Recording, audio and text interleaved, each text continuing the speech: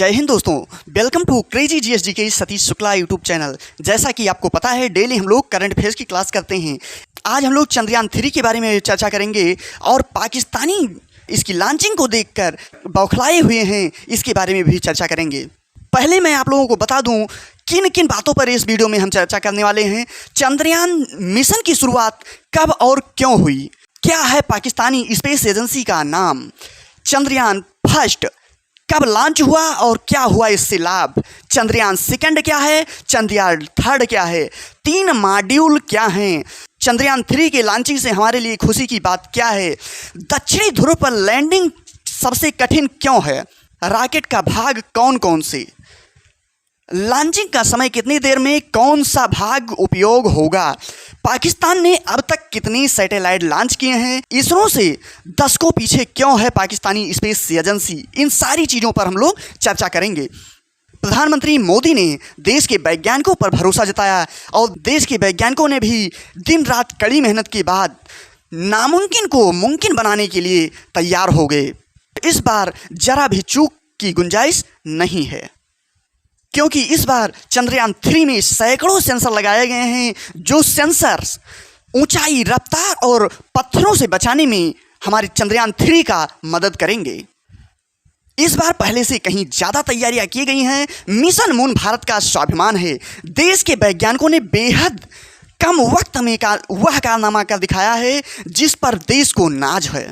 यह सपना पहले ही पूरा हो गया होता अगर देश को कोरोना ने ना जकड़ा होता, लेकिन अब सब कुछ सेट हो गया। इसरो ने चंद्रयान 3 को लॉन्च कर दिया है। ठीक इसी तरह सतीश धवन अंतरिक्ष केंद्र से GSLV रॉकेट चंद्रयान 3 को लेकर लॉन्च हुआ। आग के शोलों को पीछे छोड़ते हुए, आसमान का चीना चीरते हुए और चंद्रयान 3 तेजी से अंतरिक्ष की ओर बढ़ा। आगे मैं आप लोगों को ये भी बताने वाला हूँ कि इन बूस्टर रॉकेट में कौन सा ईंधन भरा गया है, इसमें दूसरे स्टेज के रॉकेट में कौन सा ईंधन भरा गया है और तीसरे स्टेज की रॉकेट में कौन सा ईंधन भरा गया है, कौन सा इंजन उपयोग किया गया है। कुछ देर बाद इसमें लगे 2 रॉकेट इससे अलग हो जाएंगे, फिर तीसरे स्टेज की रॉकेट जलने लगेंगे। अंतरिक्ष में जाते हुए इसकी रफ्तार और भी तेज हो जाएगी। यहाँ पर आप लोग देख सकते हैं, धरती से सैकड़ों किलोमीटर ऊपर जाने के बाद पेलोड फायरिंग की रॉकेट अलग हो जाएंगे। पेलोड फायरिंग ये होता है जिसमें चंद्रयान को रखा गया है।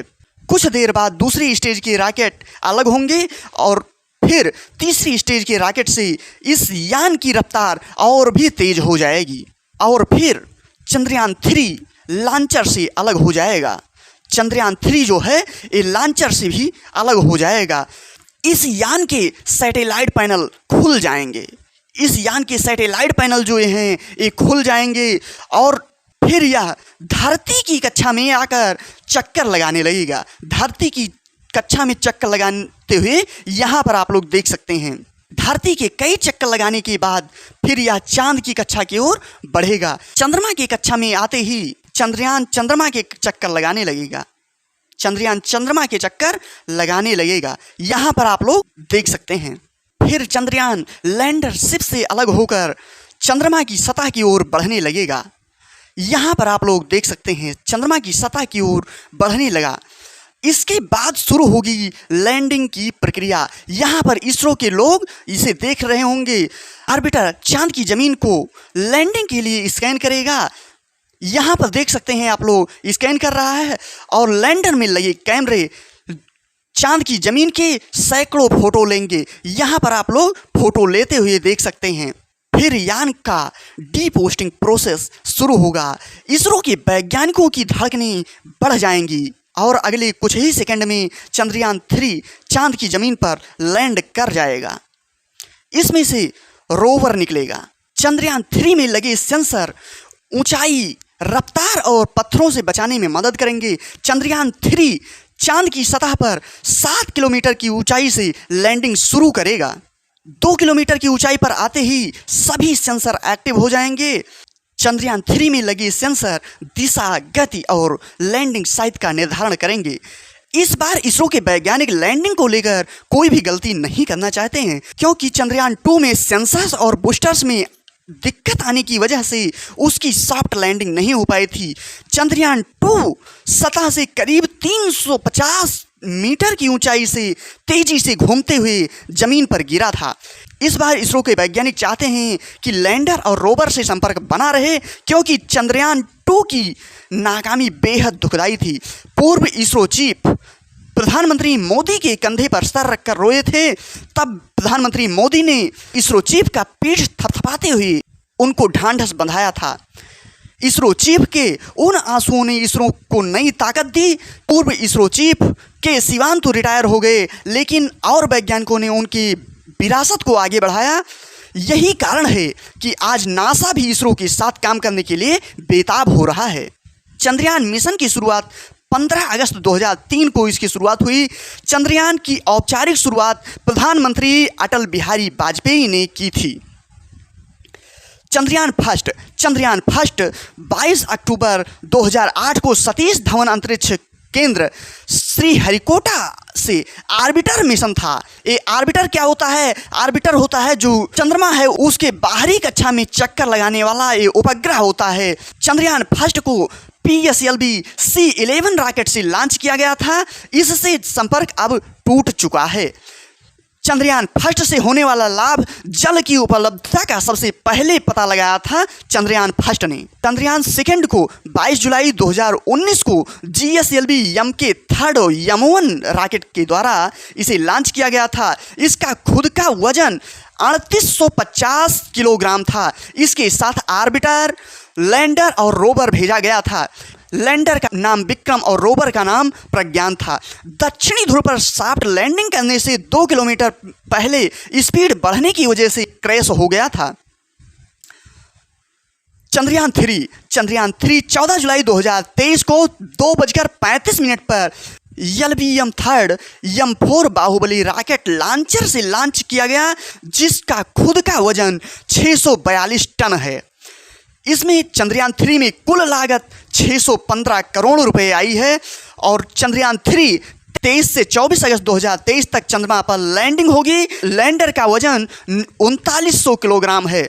3 मॉड्यूल इसमें लगाए गए हैं। 3 मॉड्यूल कौन कौन से हैं? पहला प्रणोदक है, दूसरा लैंडर मॉड्यूल है, तीसरा रोवर मॉड्यूल है भेजा गया है। इसमें आर्बिटर को नहीं भेजा गया है, क्योंकि चंद्रयान 2 में आर्बिटर को भेजा गया था। आर्बिटर अभी मैंने बताया कि ग्रह के ऊपरी कक्षा में ये चक्कर लगा रहे होते हैं। इसको उपग्रह भी कहा जा सकता है। ये आर्बिटर होता है जिसको लैंडर रोवर वहाँ से सिग्नल आर्बिटर को भेजेंगे। आर्बिटर यहाँ धरती पर इसरो को उसका सिग्नल देगा।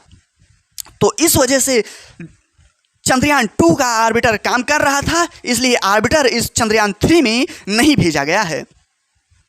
हमारे लिए चंद्रयान 3 की लॉन्चिंग से खुशी की बात क्या है? चंद्रमा के दक्षिणी ध्रुव पर सॉफ्ट लैंडिंग करने वाला विश्व का पहला देश भारत बनेगा।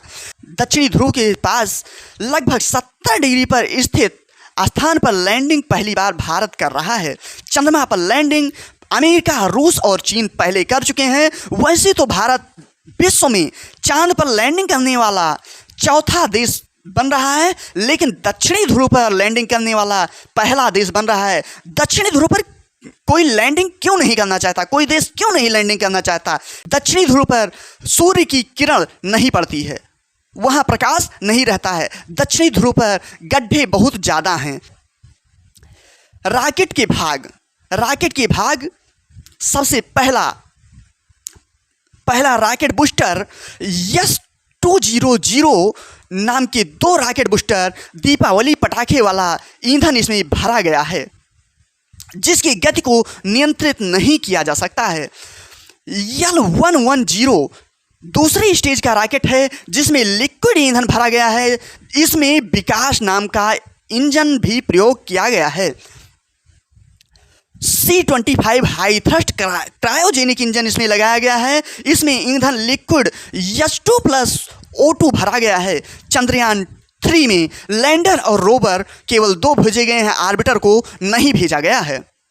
लॉन्चिंग का समय, रॉकेट का कौन सा भाग कितनी देर काम करेगा? S200 2 मिनट बाद चंद्रयान से अलग हो जाएगा। L110 स्टार्ट होगा और 306 सेकंड के बाद L110 अलग हो जाएगा। फिर स्टार्ट होगा C25 स्टार्ट होगा 954 सेकंड के बाद बंद हो जाएगा और चंद्रयान 3 मॉड्यूल भूस्थैतिक स्थानांतरण कक्षा GTO में प्रवेश कर जाएगा और पृथ्वी का चक्कर लगाने लगेगा।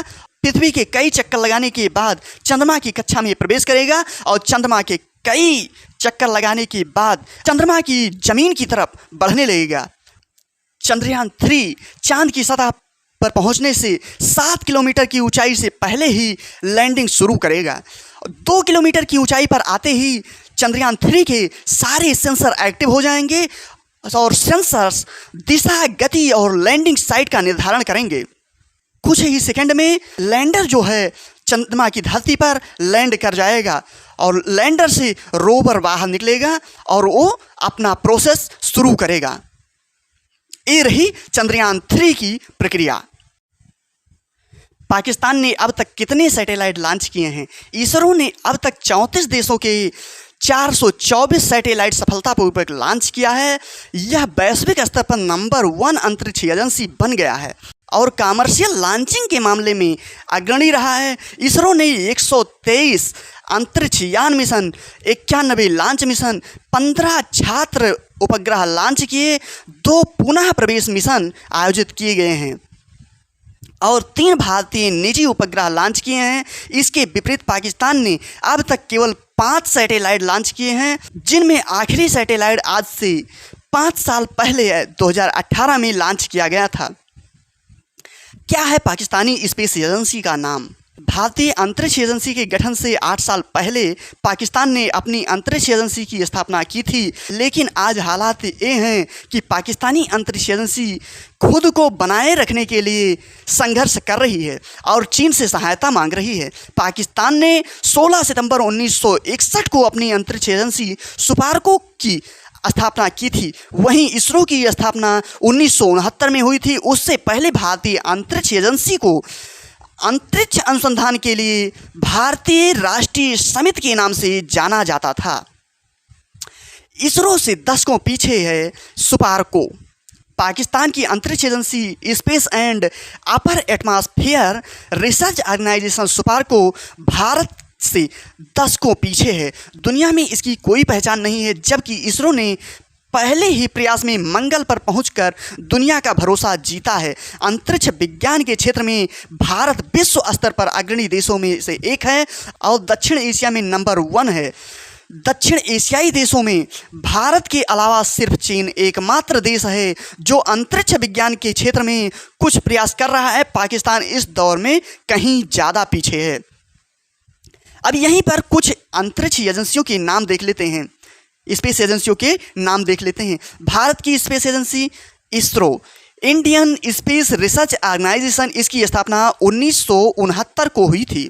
अमेरिका की space agency NASA, national aeronautics and space administration, इसकी स्थापना 1958 को हुई थी। चीन की स्पेस एजेंसी है CNSA, China national space administration. रूस की स्पेस एजेंसी है रोसकोस्मोस। जापान की स्पेस एजेंसी है JAXA, Japan aerospace exploration agency.